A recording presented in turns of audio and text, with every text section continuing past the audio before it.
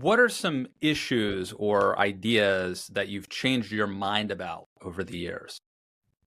Oh, okay. So one big and one little. So I was born in 1960. I was a very young person in the early 80s, and I graduated from college in 1982, the year of what was then probably the worst recession in the United States since the end of the Second World War.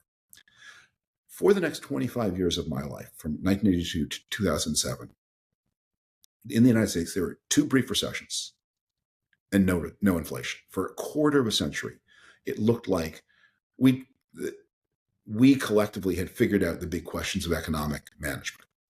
And that a lot of the things that had been built in the New Deal to discipline market flows weren't necessary. And so for me, 2007, 8 was really a shock. I have a business life too. And my family business was in the financial markets. And I was, we were mercifully not hurt by it. But in the fall of 2008, when there were days when General Electric couldn't get credit. If we'd needed credit, we certainly wouldn't have gotten credit. And you realize, okay, this is 1931. This is what it looks like. And I thought that this kind of thing had been banished, and I had a quarter of a century of experience and good reason to believe that we had tamed these cycles.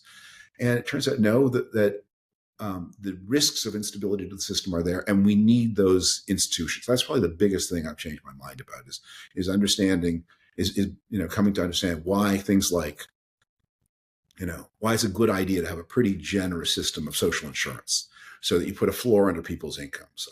Why the government needs a lender of last resort. I remember talking to a group of young libertarian types around Christmas time of 2008, and just we were talking about the Federal Reserve and the U.S. government's interventions in the markets. And people now forget how much of this was done by George W. Bush and not by Obama. And they were angry about it. And I just sort of walked them through what was happening. Would you really let every bank in the United States go under? Do you have any idea what that would mean? And finally, one of them said, well, I guess it's a good idea. That it's a good thing that libertarians weren't in charge because we wouldn't have been able to save the day.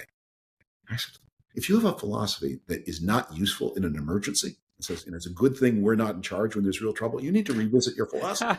You want to have a philosophy where it is a good thing if you're in charge during an emergency. So that's one thing. The second thing I would say